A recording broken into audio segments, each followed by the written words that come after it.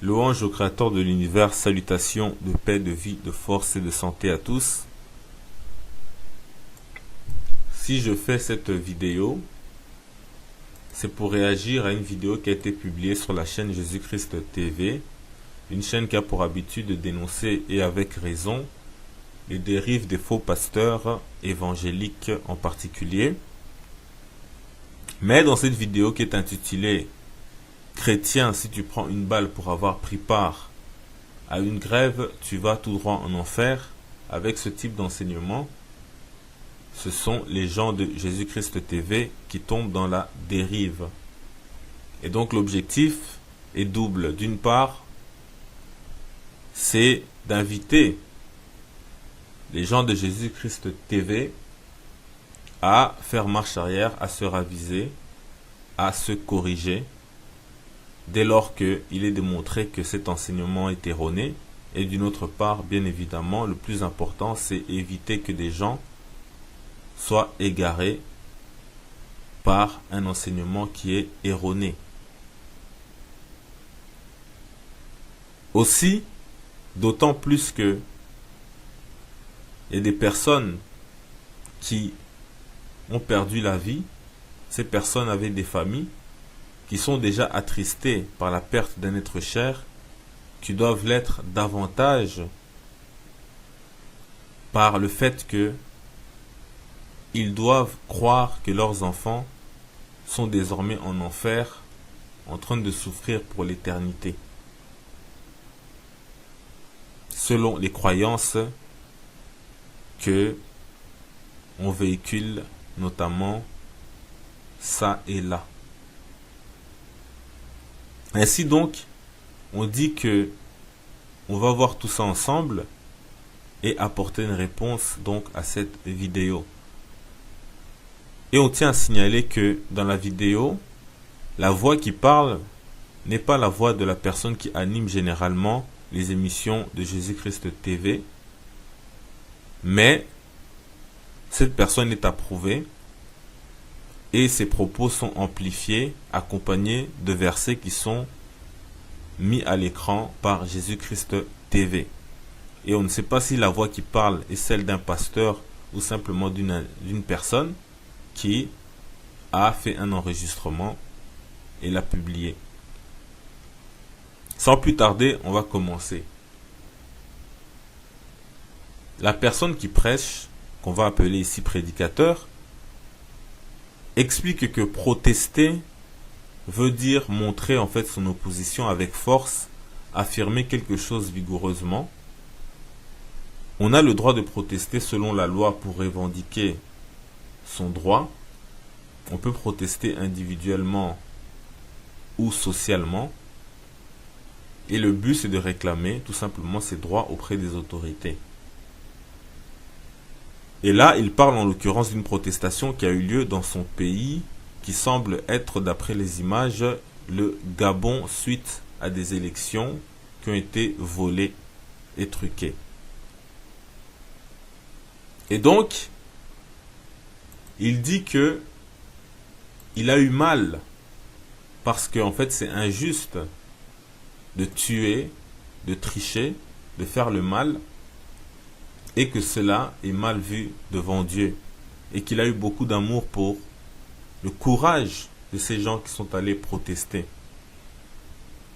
Et là on l'appelle à une réflexion qui est la suivante.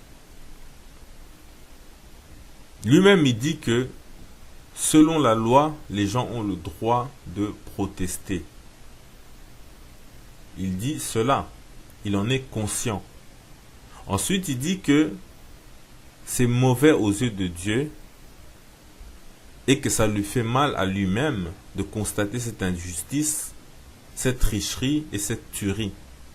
Et qu'il a beaucoup d'amour pour leur courage. Ça veut dire que même lui, en tant qu'être humain, il est capable de distinguer l'injustice qui est faite et le courage de ces gens qui sont innocents. Alors à combien plus forte raison Dieu est en mesure de faire la distinction entre le juste et l'injuste, entre l'innocent et le coupable dans cette affaire. Donc ça, c'est déjà une première réflexion à laquelle on invite aussi les gens de la chaîne Jésus-Christ TV à se faire. Puis il dit qu'il ressent en fait la même peine que ces gens qui protestent et il aurait aimé marcher avec eux main dans la main pour qu'ils aillent protester ensemble. Il dit encore, et ça c'est à juste titre, qu'il y a quelque chose en lui qui lui a dit: est-ce que tu dois protester? Est-ce que tu dois aller exprimer ta voix haut et fort pour réclamer les élections? Et tout d'un coup il dit, et là ça change, il dit que c'est le Seigneur Jésus-Christ qui lui a dit: est-ce qu'il est écrit dans ma parole que tu dois protester? Donc il est évident qu'il n'y a certainement aucun Jésus-Christ qui lui a parlé, mais que la première affirmation était la bonne, que c'est quelque chose en lui-même qui s'est posé cette question. Mais entre-temps, la chaîne Jésus-Christ TV fait défiler à l'écran les versets suivants du chapitre 13 du livre de Romains, versets 1 et 2, puis au verset 5, qui dit que toute personne soit soumise aux autorités supérieures, car il n'y a point d'autorité qui ne vienne de Dieu. Et les autorités qui existent ont été instituées de Dieu. C'est pourquoi celui qui s'oppose à l'autorité résiste à l'ordre que Dieu a établi, et ceux qui résistent attireront une condamnation sur eux-mêmes.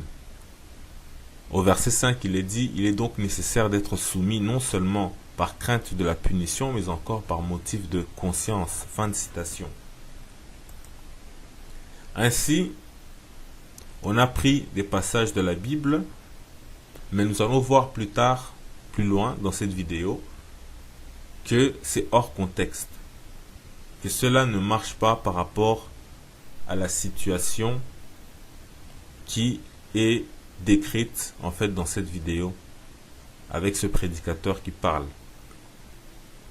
On continue justement avec ce prédicateur qui dit qu'il n'y a même pas un seul livre, ni dans l'Ancien Testament, ni dans le Nouveau Testament, où un chrétien proteste contre le pouvoir en place. Déjà, on peut se poser la question, est-ce qu'il y avait des chrétiens dans l'Ancien Testament? Il sait très bien que non. Déjà qu'il n'y en avait pas dans le Nouveau Testament et que c'était un nom qui leur était donné par des non-croyants. Mais on verra que même cette affirmation est erronée.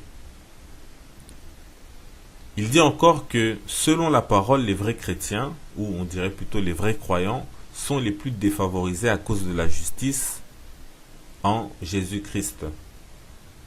Là encore, c'est un propos qui est erroné. À mon sens, conformément aux réalités d'aujourd'hui, on sait que ce soit au Gabon, que ce soit dans les pays d'Afrique, pour la plupart sont chrétiens, on n'est pas persécuté ou défavorisé parce qu'on croit en Jésus-Christ ou qu'on se dit chrétien. Même dans un pays comme le Nigeria qui est presque à 50-50, les pasteurs chrétiens font des shows quasiment devant des milliers de personnes dans des stades. Ils ont des méga églises, etc. Ils ne sont pas persécutés ni défavorisés, ou les fidèles ne sont pas attaqués pour cela. Il dit que quand Jean-Baptiste a été tué, décapité à cause de, selon lui, la décision d'une femme, Jean-Baptiste avait des disciples, mais ont-ils protesté? Lui, il répond que non. Mais nous on dit, est-ce que cela devait être forcément écrit dans la Bible? Puisque la Bible ne dit pas en réalité s'il y a eu des protestations ou pas. Et donc ce n'est pas parce que quelque chose est absent de la Bible qu'il faut dire que forcément c'est une chose qui n'est pas arrivée.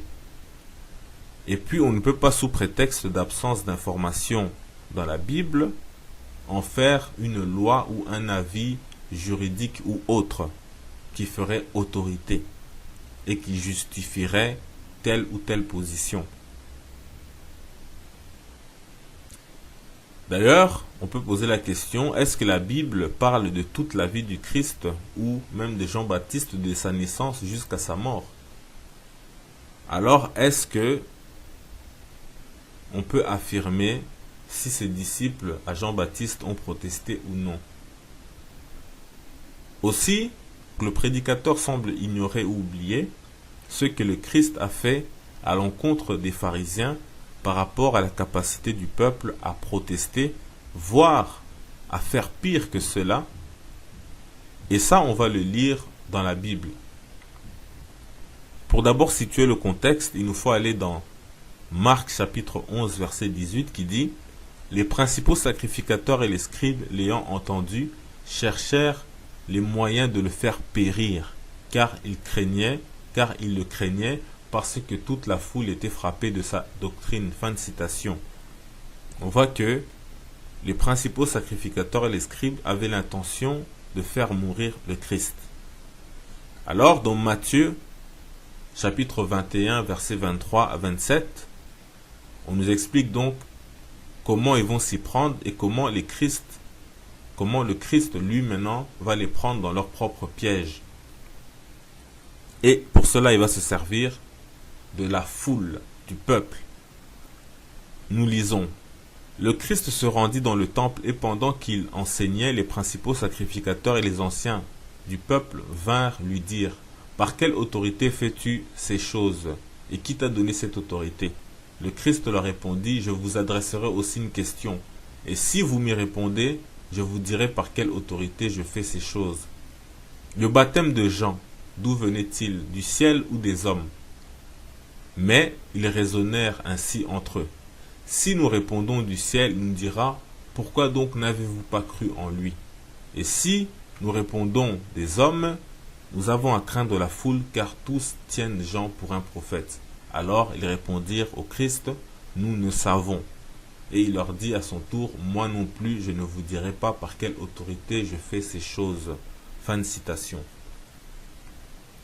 Déjà ici, on voit que le Christ ne se plie pas aux questions des autorités. Donc lui-même proteste en quelque sorte, mais indirectement. Mais c'est surtout la manœuvre qu'utilise le Christ lui-même en se servant de la capacité et du droit du peuple à protester contre des propos injustes ou jugés inacceptables pour le peuple, et les pharisiens risquaient carrément d'être lapidés.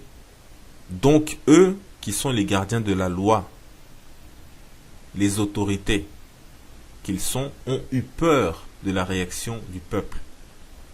Et en ce temps, comme on va le lire tout de suite dans Wikipédia, on nous dit le Sanhédrin était l'assemblée législative traditionnelle d'Israël ainsi que son tribunal suprême.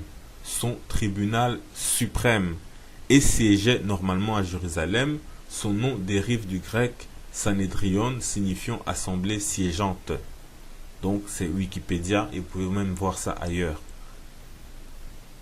Le Christ est selon la Bible passé devant le même Sanhédrin. Or on vous dit que ceux qui ont eu peur du peuple étaient les principaux sacrificateurs, c'était des autorités. Ils sont venus même avec des soldats lorsqu'il s'agissait d'arrêter le Christ. Mais là, ils ont eu peur de la réaction du peuple, non pas en tant que démocrate, mais parce que un prophète et un messager de Dieu, et c'était le cas de Jean-Baptiste, ce qui donnait la légitimité au peuple de protester. Ensuite, une fois de plus, ce prédicateur semble oublier ou ignorer la Bible lorsqu'il dit que quand le Christ a été crucifié ou mis à mort, alors qu'il était innocent, aucun de ses disciples n'a protesté. Ici, il a oublié que Pierre a failli carrément tuer une des personnes qui étaient venues chercher le Christ pour l'arrêter. Pour ça, on va dans Jean chapitre 18, verset 18. Jean chapitre 18, verset 10 à 11. On nous dit, Simon Pierre, qui avait une épée, la tira, frappa le serviteur du souverain sacrificateur et lui coupa l'oreille droite. Ce serviteur s'appelait Malchus. Le Christ dit à Pierre, remets ton épée dans le fourreau, ne boirai-je pas la coupe que le Père m'a donnée à boire? Fin de citation. Ici, on ne parle pas d'une foule ignorante ou en colère, on parle de Pierre, l'apôtre le plus important, que d'autres disent être le chef de l'Église. et n'eût été les conseils avisés du Christ, Pierre aurait pu commettre un meurtre carrément pour protester contre l'arrestation de son maître. Et on sait qu'aujourd'hui les opposants n'ont pas cette sagesse-là.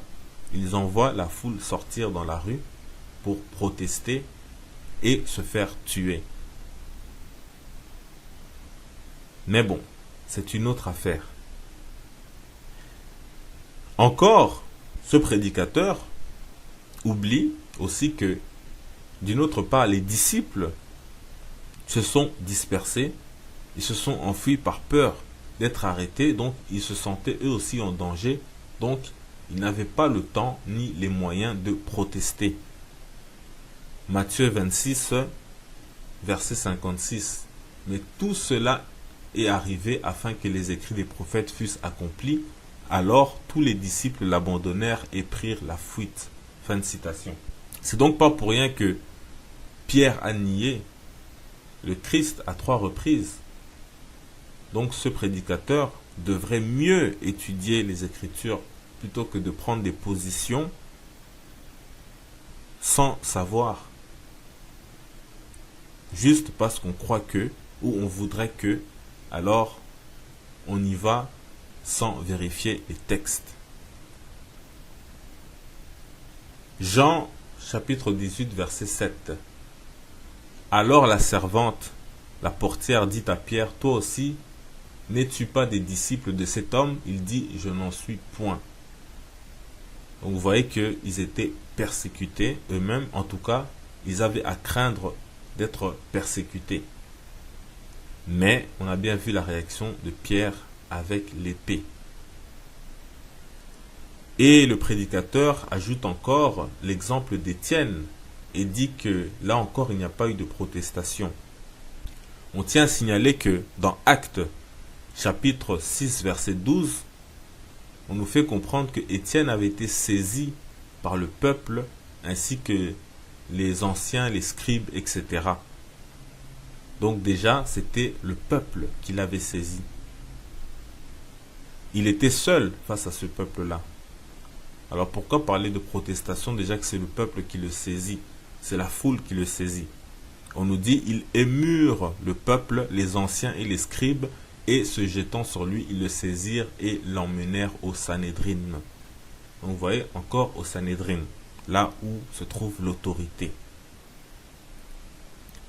Et là, de Actes chapitre 7 à 51, versets 51 à 54, on nous montre comment Étienne a protesté justement contre cette autorité.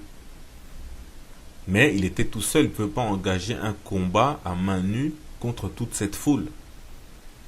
Mais voici comment il a protesté.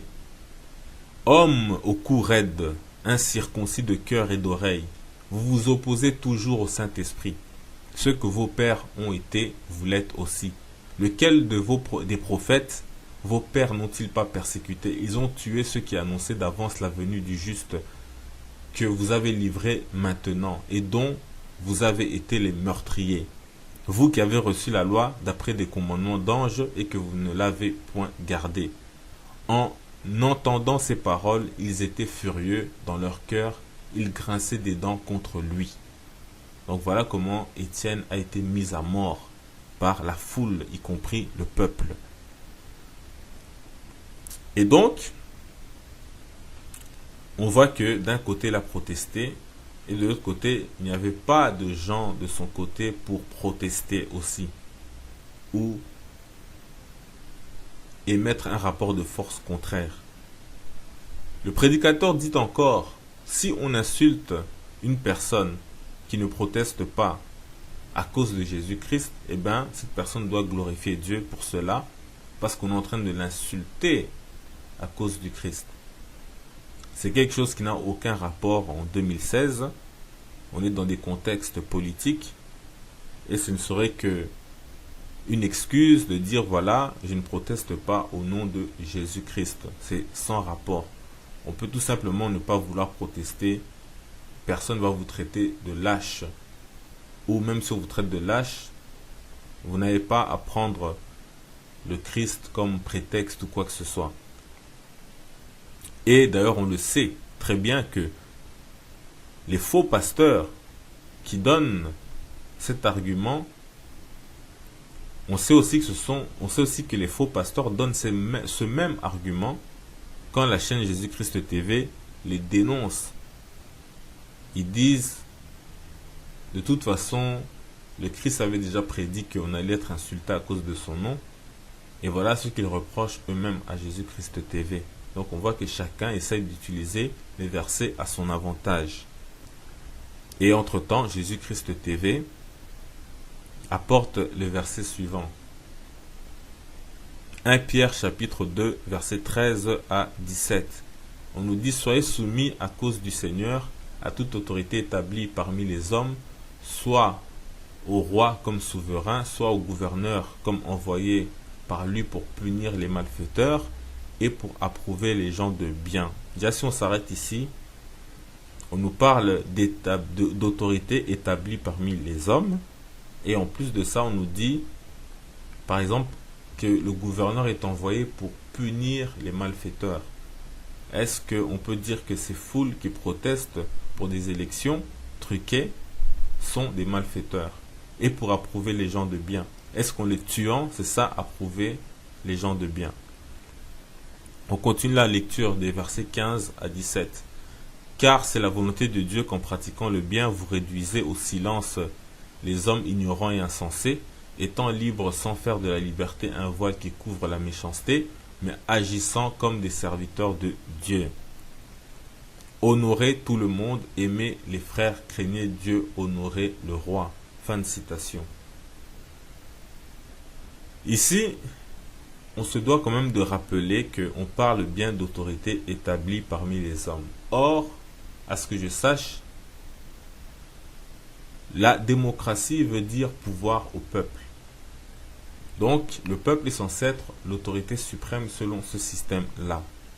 Et c'est le peuple qui choisit son représentant qui va revêtir cette autorité-là, suprême, pour un temps limité. Admettons 4, 5 ans ou plus.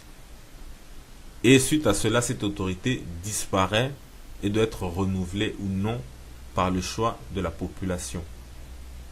Et la loi fondamentale, à savoir la Constitution, donne le droit au peuple de protester, de manifester, surtout lorsqu'il y a des irrégularités dans le processus électoral ou autres injustices qui sont commises, notamment par les autorités.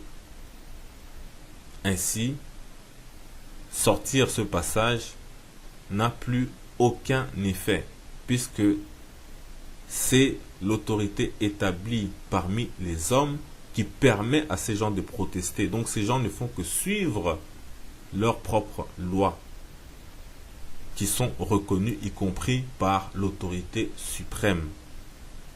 Donc vous voyez que ce passage a été mis hors contexte par rapport à la situation décrite. Ensuite, la voix qui parle dit que Dieu est le créateur de toutes les institutions dans le monde selon Romains 13 qu'on avait lu tout à l'heure. Et qu'il faut s'approcher donc de Dieu et que Dieu seul peut changer les données pour que ta situation soit réparée. Là, on est un peu dans une sorte de contradiction. D'un côté, on dit que le chrétien est défavorisé ou persécuté à cause du nom du Christ, mais de l'autre côté, il doit quand même prier pour que Dieu répare sa situation. Donc, finalement, est-ce qu'il doit accepter cette souffrance-là ou il doit essayer de s'en débarrasser pour être favorisé? Bon, on voit ce qu'il veut dire, mais d'un autre côté, c'est un peu contradictoire.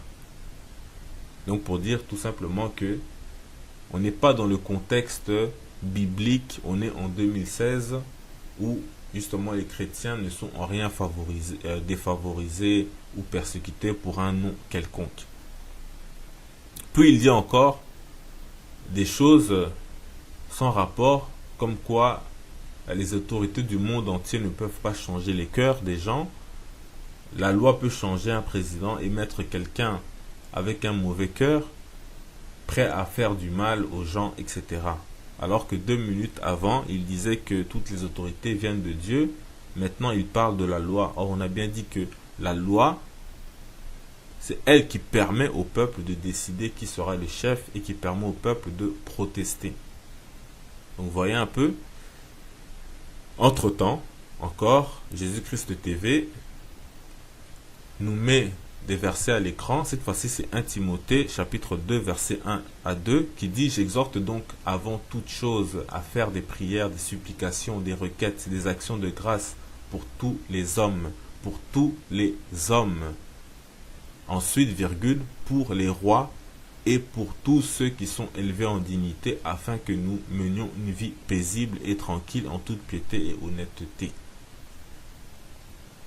Ok. Donc vous voyez que d'abord, il ne faut pas négliger qu'on ne parle pas que des rois, mais on dit aussi pour tous les hommes. On nous dit ensuite pour les rois, etc.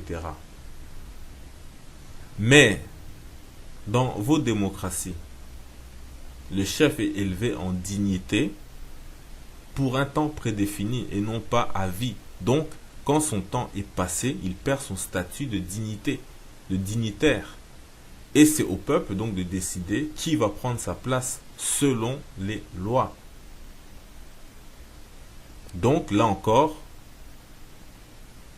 le passage ne tient pas par rapport à la situation. On nous dit que en fait, donc la voix qui parle, ce qu'il faut faire c'est prier pour que Dieu change les cœurs des dirigeants. Et pour ça, il ne faut pas protester, il faut plutôt chercher la volonté de Dieu pour le pays. Et là encore, Jésus-Christ TV donne un passage du livre de Tite, chapitre 3, versets 1 et 2, qui dit « Rappelle-leur d'être soumis aux magistrats et aux autorités, d'obéir, d'être prêts à toute bonne œuvre, de ne médire de personne, d'être pacifique, modéré, plein de douceur envers tous les hommes. » Bien évidemment, encore, c'est toujours à contextualiser, à mettre dans un contexte précis. Mais bon, parce que on le sait très bien que l'autorité, par exemple, a des soldats pour arrêter les malfaiteurs. Or, un soldat peut très bien être chrétien, comme eux disent. En fait, c'est croyant. Nous disons que ça n'a rien à voir avec chrétien, mais il peut être croyant. Et dans ce cas-là, il va désobéir aux autorités parce qu'il est croyant et qu'il doit parfois utiliser la force. Donc, ça n'a pas de rapport. Enfin, la voix nous dit que de toute façon, quoi que vous fassiez, la volonté de Dieu s'accomplira toujours. Là, dans ce cas, pourquoi encore demander aux gens de prier pour influencer la volonté de Dieu? Parce que lui-même dit que qui sait si c'est en fait le plan de Dieu que le régime se maintient en place. Et il dit continuez à chercher Dieu. Bien évidemment, tout le monde sait qu'il faut toujours en tout temps chercher Dieu. Or, ce qui n'a pas de sens ici est que si par exemple il y a un coup d'État, eh bien un homme qui veut faire un coup d'État désobéit à l'autorité qui vient de Dieu. Donc il désobéit à Dieu en renversant un dirigeant. Mais soudain, contradictoirement, il fait la volonté de Dieu, et il faut prier pour lui parce qu'il devient une nouvelle autorité. Pour preuve, si vous regardez dans le monde, il y a encore des autorités qui sont arrivées par des coups d'État. Et pourtant, on va nous dire toute autorité vient de Dieu. Donc il faut prier pour ces gens-là. Ce sont des gens qui ont été institués par Dieu. Alors ils sont arrivés par des coups de force en ayant renversé notre autorité. Et ça peut comme ça arriver les uns à la suite des autres qui deviennent des autorités de Dieu en se renversant les uns les autres. Ça n'a aucun sens. Il faut savoir contextualiser les choses. D'ailleurs, on sait tous que Nabuchodonosor est venu renverser des tas de rois, donc des tas d'autorités. Et pourtant, on dit que c'est Dieu qui lui a permis de faire ça. Et entre-temps, avec Jésus-Christ TV, on nous apporte un dernier verset de Jude, chapitre 1, au verset 8, qui dit « Malgré cela, ces hommes aussi entraînés par leur rêverie souillent pareillement leur chair, méprisent l'autorité et injurient les gloires. » Fin de citation. Et là encore, on prend un bout de texte, un passage, pour nous faire dire un peu ce qu'on veut. Les gloires, le méprise de l'autorité, etc. Donc, on va maintenant voir des contre-exemples dans la Bible elle-même. Parce que l'auteur, celui qui parle, celui qui fait la prédication, et qui est approuvé, accompagné par les textes, les passages bibliques de Jésus-Christ de TV, a dit que nulle part dans l'Ancien ni dans le Nouveau Testament, le peuple n'a protesté. Or, on a déjà bien vu avec les exemples du Christ face aux pharisiens, etc. Mais, là maintenant, on a vu aussi l'exemple de Pierre, mais là maintenant, on va voir dans l'Ancien Testament quelque chose de très clair. On aurait pu en sortir d'autres, mais on ne va pas y passer la journée. On va aller dans Samuel chapitre 8, versets 1 à 7. On nous dit ceci: lorsque Samuel devint vieux, il établit ses fils juges sur Israël. Juges sur Israël. Son fils premier-né se nommait Joël et le second Abijah. Ils étaient juges à Beer-Sheba. Les fils de Samuel ne marchèrent point sur ses traces. Les fils de Samuel ne marchèrent point sur ses traces. Ils se livraient à la cupidité, recevaient des présents et violaient la justice. On s'arrête un instant là pour dire qu'il y a beaucoup de dirigeants dans le monde qui sont cupides et qui violent la justice. On continue. Tous les anciens d'Israël s'assemblèrent et vinrent auprès de Samuel à Rama. Ils lui dirent: voici tu es vieux, et tes fils ne marchent point sur tes traces. Maintenant établis sur nous un roi pour nous juger, comme il y en a chez toutes les nations. Samuel vit avec déplaisir qu'il disait: donne-nous un roi pour nous juger. Et Samuel pria l'Éternel. Enfin, on dit: l'Éternel dit à Samuel: écoute la voix du peuple. Écoute la voix du peuple dans tout ce qu'il te dira, car ce n'est pas toi qu'il rejette, c'est moi qu'il rejette, afin que je règne plus sur eux. Fin de citation. Les juges sont les autorités qui ont été instaurées par Dieu. Samuel, représentant de Dieu, a établi ses enfants comme étant des juges. Et ils étaient devenus des juges, ils étaient devenus l'autorité. Et pourtant, le peuple s'est rassemblé et est allé protester chez Samuel en disant: donne-nous une autre autorité, on veut un roi, on ne veut pas de tes fils, parce qu'ils ne marchent pas conformément à la loi. Et Dieu a dit à Samuel: écoute la voix du peuple. Ainsi, vous voyez qu'il y a eu des protestations, même dans l'Ancien Testament, et Dieu n'a pas agi en tant que démocrate. Non, pas du tout, puisqu'il dit que le fait que le peuple ait protesté, ils ont tout simplement rejeté non pas Samuel, mais ils ont rejeté Dieu lui-même. Moïse, le plus grand de tous les prophètes, subissait sans cesse les protestations du peuple dans le désert. Abraham a combattu des rois. C'était des autorités. Donc en conclusion, bien évidemment, on est d'accord qu'il ne faut pas protester, sortir pour aller se faire tuer, mais seulement si c'est pour la démocratie, si c'est pour faire respecter les constitutions, pour avoir des alternances politiques, alors que ça, c'est pas ça qui va changer la vie du peuple. Donc à quoi bon aller mourir pour des choses inutiles? En réalité, c'est le peuple qui doit changer, qui doit revenir à Dieu, qui doit se considérer comme étant le peuple de Dieu, et c'est là que les choses vont changer. Ce n'est pas en allant prier pour que le cœur de tel ou tel dirigeant change. Avec tous les pays que nous avons, pourquoi il n'y en a pas un seul qui a décollé? Même si le dirigeant est animé de bonnes intentions, il n'y arrive pas.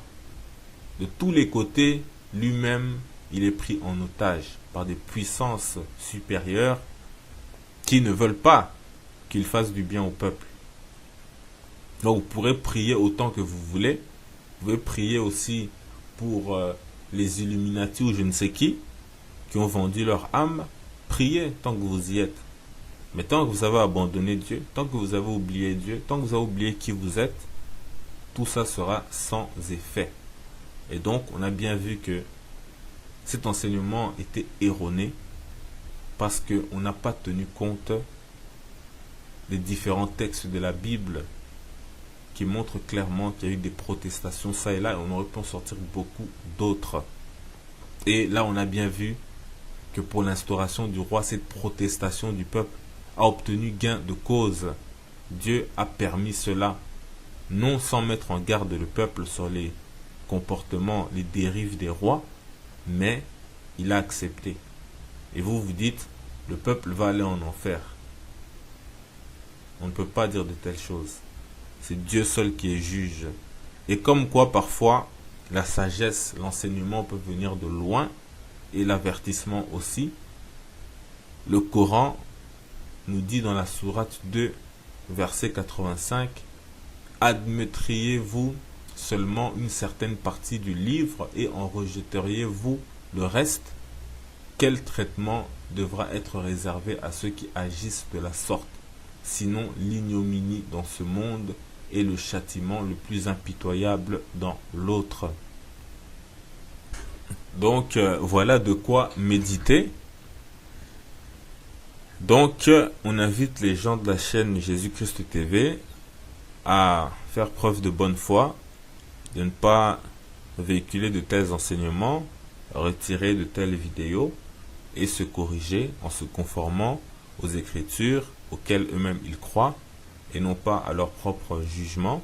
Si on s'adressait à des musulmans, on leur demanderait de se conformer à leurs propres Écritures. Il en est ainsi de toutes les communautés qui professent une foi donnée, une profession de foi donnée. Et donc la Bible a bien démontré que la protestation n'emmène nullement en enfer et les lois qui sont établies par les hommes, eh bien, elles doivent être appliquées telles que dit. C'est pourquoi, même depuis Noé, on a instauré des tribunaux sans forcément donner les détails de la loi. On n'a pas parlé des lois foncières, on n'a pas parlé du droit civil de ceci ou de cela, maritime, etc. Mais pourtant, ça existe depuis la nuit des temps. Mais on laisse les hommes décider. Et maintenant, une fois que c'est décidé, ça fait autorité. Et c'est des autorités aussi à respecter. Et le fait que le peuple proteste est reconnu par la loi. Et encore une fois, on le dit, nous, on n'est pas irresponsable au point d'appeler les gens à aller se faire tuer, alors qu'on sait très bien que même la communauté internationale, on l'a vu au Burundi, on l'a vu au Togo, on l'a vu en République du Congo, on l'a vu dans plein d'endroits, les gens étaient protestés pour X ou Y raison. Est-ce que la communauté internationale les a aidés? Et pourtant, quand ils protestent, en réalité, ce n'est pas pour que on les entende dans leur pays, mais c'est pour que, au niveau international, on les écoute. Alors, ces gens-là meurent pour rien, et puis pour une cause qui va servir à rien, des alternances, etc., etc. On va pas s'attarder là-dessus. De toute façon, on reparlera de toutes ces choses-là une fois qu'on aura mieux éclairci les choses sur les origines de tous nos problèmes, y compris du racisme. Donc on reviendra là-dessus pour faire comprendre aux gens que même nos prières passent à côté lorsqu'on désobéit à Dieu, lorsqu'on oublie Dieu, etc., etc. Bon, on va pas s'attarder plus longtemps sur tout ça. Le message a été donné. Paix, vie, force et santé, salutations.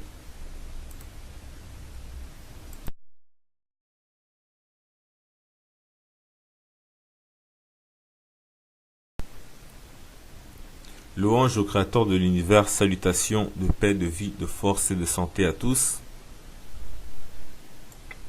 Si je fais cette vidéo, c'est pour réagir à une vidéo qui a été publiée sur la chaîne Jésus-Christ TV, une chaîne qui a pour habitude de dénoncer, et avec raison, les dérives des faux pasteurs évangéliques en particulier. Mais dans cette vidéo qui est intitulée « Chrétien, si tu prends une balle pour avoir pris part à une grève, tu vas tout droit en enfer », avec ce type d'enseignement, ce sont les gens de Jésus-Christ TV qui tombent dans la dérive. Et donc l'objectif est double. D'une part, c'est d'inviter les gens de Jésus-Christ TV à faire marche arrière, à se raviser, à se corriger, dès lors qu'il est démontré que cet enseignement est erroné. Et d'une autre part, bien évidemment, le plus important, c'est éviter que des gens soient égarés par un enseignement qui est erroné. Aussi, d'autant plus que il y a des personnes qui ont perdu la vie, ces personnes avaient des familles qui sont déjà attristées par la perte d'un être cher, qui doivent l'être davantage par le fait que ils doivent croire que leurs enfants sont désormais en enfer, en train de souffrir pour l'éternité, selon les croyances que on véhicule notamment ça et là. Ainsi donc, on dit que on va voir tout ça ensemble et apporter une réponse donc à cette vidéo. Et on tient à signaler que dans la vidéo, la voix qui parle n'est pas la voix de la personne qui anime généralement les émissions de Jésus-Christ TV, mais cette personne est approuvée et ses propos sont amplifiés, accompagnés de versets qui sont mis à l'écran par Jésus-Christ TV. Et on ne sait pas si la voix qui parle est celle d'un pasteur ou simplement d'une personne qui a fait un enregistrement et l'a publié. Sans plus tarder, on va commencer. La personne qui prêche, qu'on va appeler ici prédicateur, explique que protester veut dire montrer en fait son opposition avec force, affirmer quelque chose vigoureusement. On a le droit de protester selon la loi pour revendiquer son droit. On peut protester individuellement ou socialement. Et le but, c'est de réclamer tout simplement ses droits auprès des autorités. Et là, il parle en l'occurrence d'une protestation qui a eu lieu dans son pays, qui semble être, d'après les images, le Gabon suite à des élections qui ont été volées et truquées. Et donc, il dit que il a eu mal parce que en fait c'est injuste de tuer, de tricher, de faire le mal, et que cela est mal vu devant Dieu, d'être arrêté. Donc ils se sentaient eux aussi en danger, donc ils n'avaient pas le temps ni les moyens de protester. Matthieu 26, verset 56. Mais tout cela est arrivé afin que les écrits des prophètes fussent accomplis. Alors tous les disciples l'abandonnèrent et prirent la fuite. Fin de citation. C'est donc pas pour rien que Pierre a nié le Christ à 3 reprises. Donc ce prédicateur devrait mieux étudier les Écritures plutôt que de prendre des positions sans savoir. Juste parce qu'on croit que, ou on voudrait que, alors on y va sans vérifier les textes. Jean chapitre 18 verset 7. Alors la servante, la portière, dit à Pierre, toi aussi, n'es-tu pas des disciples de cet homme? Il dit, je n'en suis point. Donc vous voyez qu'ils étaient persécutés eux-mêmes, en tout cas, ils avaient à craindre d'être persécutés. Mais on a bien vu la réaction de Pierre avec l'épée.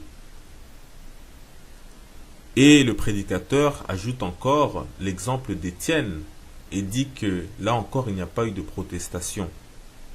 On tient à signaler que dans Actes, chapitre 6, verset 12, on nous fait comprendre que Étienne avait été saisi par le peuple ainsi que les anciens, les scribes, etc. Donc déjà, c'était le peuple qui l'avait saisi. Il était seul face à ce peuple-là. Alors pourquoi parler de protestation déjà que c'est le peuple qui le saisit? C'est la foule qui le saisit. On nous dit, ils émurent le peuple, les anciens et les scribes, et se jetant sur lui, ils le saisirent et l'emmenèrent au Sanhédrin. Donc vous voyez, encore au Sanhédrin, là où se trouve l'autorité. Et là, de Actes chapitre 7 à 51, versets 51 à 54, on nous montre comment Étienne a protesté justement contre cette autorité. Mais il était tout seul, il ne pouvait pas engager un combat à main nue contre toute cette foule. Mais voici comment il a protesté. Hommes au cou raide, incirconcis de cœur et d'oreille, vous vous opposez toujours au Saint-Esprit. Ce que vos pères ont été, vous l'êtes aussi.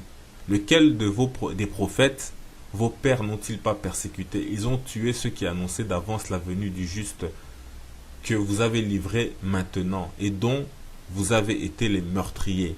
Vous qui avez reçu la loi d'après des commandements d'anges et que vous ne l'avez point gardée.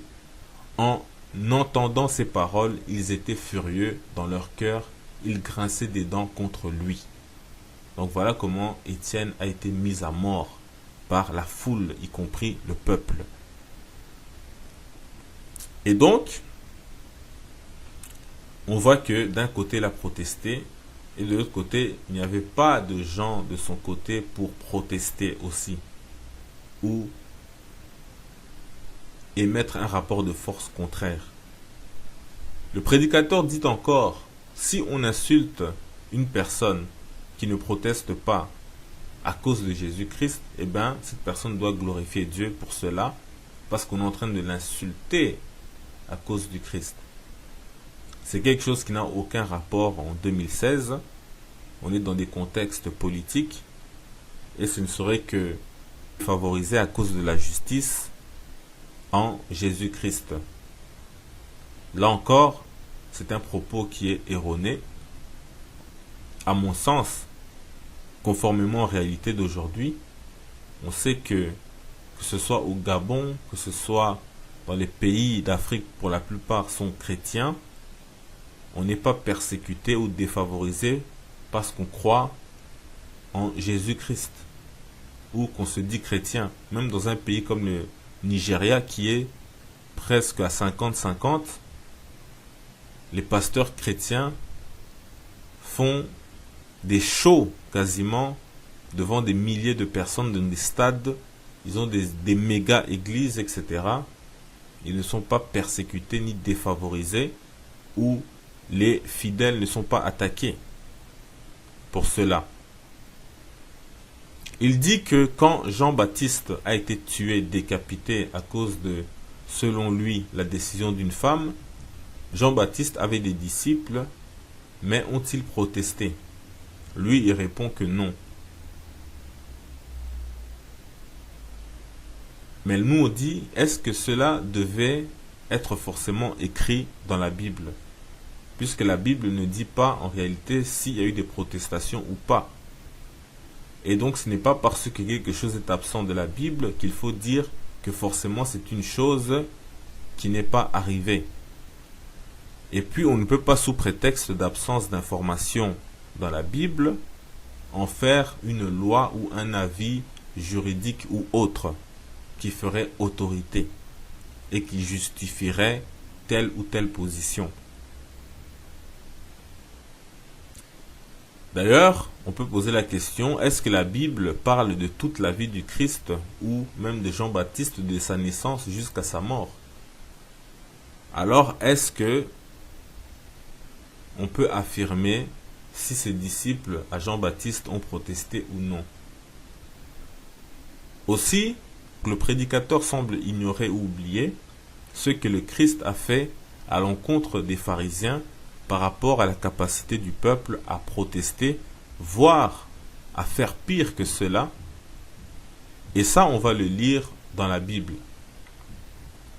Pour d'abord situer le contexte, il nous faut aller dans Marc chapitre 11, verset 18, qui dit « Les principaux sacrificateurs et les scribes, l'ayant entendu, cherchèrent les moyens de le faire périr, car ils le craignaient, parce que toute la foule était frappée de sa doctrine. » Fin de citation.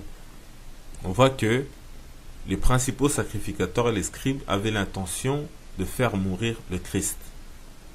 Alors, dans Matthieu, chapitre 21, versets 23 à 27, on nous explique donc comment ils vont s'y prendre et comment le Christ lui maintenant va les prendre dans leur propre piège. Et pour cela, il va se servir de la foule, du peuple. Nous lisons: le Christ se rendit dans le temple et pendant qu'il enseignait, les principaux sacrificateurs et les anciens du peuple vinrent lui dire: par quelle autorité fais-tu ces choses? Et qui t'a donné cette autorité? Le Christ leur répondit: je vous adresserai aussi une question. Et si vous m'y répondez, je vous dirai par quelle autorité je fais ces choses. Le baptême de Jean, d'où venait-il? Du ciel ou des hommes? Mais ils raisonnèrent ainsi entre eux. Si nous répondons du ciel, il nous dira: pourquoi donc n'avez-vous pas cru en lui? Et si nous répondons des hommes, nous avons à craindre la foule, car tous tiennent Jean pour un prophète. Alors ils répondirent au Christ: nous ne savons. Et il leur dit à son tour: moi non plus, je ne vous dirai pas par quelle autorité je fais ces choses. Fin de citation. Déjà ici, on voit que le Christ ne se plie pas aux questions des autorités. Donc lui-même proteste en quelque sorte, mais indirectement. Mais c'est surtout la manœuvre qu'utilise le Christ lui-même en se servant de la capacité et du droit du peuple à protester contre des propos injustes ou jugés inacceptables pour le peuple, et les pharisiens risquaient carrément d'être lapidés. Donc eux, qui sont les gardiens de la loi, les autorités qu'ils sont, ont eu peur de la réaction du peuple. Et en ce temps, comme on va le lire tout de suite dans Wikipédia, on nous dit: le Sanhédrin était l'assemblée législative traditionnelle d'Israël ainsi que son tribunal suprême. Son tribunal suprême. Et siégeait normalement à Jérusalem. Son nom dérive du grec Sanhedrion, signifiant assemblée siégeante. Donc c'est Wikipédia et vous pouvez même voir ça ailleurs. Le Christ est, selon la Bible, passé devant le même Sanhédrin. Or, on vous dit que ceux qui ont eu peur du peuple étaient les principaux sacrificateurs, c'étaient des autorités. Ils sont venus même avec des soldats lorsqu'il s'agissait d'arrêter le Christ, mais là, ils ont eu peur de la réaction du peuple, non pas en tant que démocrate, mais parce que un prophète et un messager de Dieu, et c'était le cas de Jean-Baptiste, ce qui donnait la légitimité au peuple de protester. Ensuite, une fois de plus, ce prédicateur semble oublier ou ignorer la Bible lorsqu'il dit que quand le Christ a été crucifié ou mis à mort, alors qu'il était innocent, aucun de ses disciples n'a protesté. Ici, il a oublié que Pierre a failli carrément tuer une des personnes qui étaient venues chercher le Christ pour l'arrêter. Pour ça, on va dans Jean chapitre 18, verset 18. Jean chapitre 18, verset 10 à 11. On nous dit: Simon Pierre, qui avait une épée, la tira, frappa le serviteur du souverain sacrificateur et lui coupa l'oreille droite. Ce serviteur s'appelait Malchus. Le Christ dit à Pierre: remets ton épée dans le fourreau. Ne boirai-je pas la coupe que le Père m'a donnée à boire? Fin de citation. Ici, on ne parle pas d'une foule ignorante ou en colère. On parle de Pierre, l'apôtre le plus important, que d'autres disent être le chef de l'Église. Et n'eût été les conseils avisés du Christ, Pierre aurait pu commettre un meurtre carrément, pour protester contre l'arrestation de son maître. Et on sait qu'aujourd'hui les opposants n'ont pas cette sagesse-là. ils envoient la foule sortir dans la rue pour protester et se faire tuer. Mais bon, c'est une autre affaire. Encore, ce prédicateur oublie aussi que, d'une autre part, les disciples se sont dispersés, ils se sont enfuis par peur, et qu'il a eu beaucoup d'amour pour le courage de ces gens qui sont allés protester. Et là, on l'appelle à une réflexion, qui est la suivante. Lui-même, il dit que, selon la loi, les gens ont le droit de protester. Il dit cela, il en est conscient. Ensuite, il dit que c'est mauvais aux yeux de Dieu et que ça lui fait mal à lui-même de constater cette injustice, cette tricherie et cette tuerie. Et qu'il a beaucoup d'amour pour leur courage. Ça veut dire que même lui, en tant qu'être humain, il est capable de distinguer l'injustice qui est faite et le courage de ces gens qui sont innocents. Alors à combien plus forte raison Dieu est en mesure de faire la distinction entre le juste et l'injuste, entre l'innocent et le coupable dans cette affaire. Donc ça, c'est déjà une première réflexion à laquelle on invite aussi les gens de la chaîne Jésus-Christ TV à se faire. Puis il dit qu'il ressent en fait la même peine que ces gens qui protestent et il aurait aimé marcher avec eux main dans la main pour qu'ils aillent protester ensemble. Il dit encore, et ça c'est à juste titre, qu'il y a quelque chose en lui qui lui a dit, est-ce que tu dois protester? Est-ce que tu dois aller exprimer ta voix haut et fort pour réclamer les élections? Et tout d'un coup il dit, et là ça change, il dit que c'est le Seigneur Jésus-Christ qui lui a dit, est-ce qu'il est écrit dans ma parole que tu dois protester? Donc il est évident qu'il n'y a certainement aucun Jésus-Christ qui lui a parlé, mais que la première affirmation était la bonne, que c'est quelque chose en lui-même qui s'est posé cette question.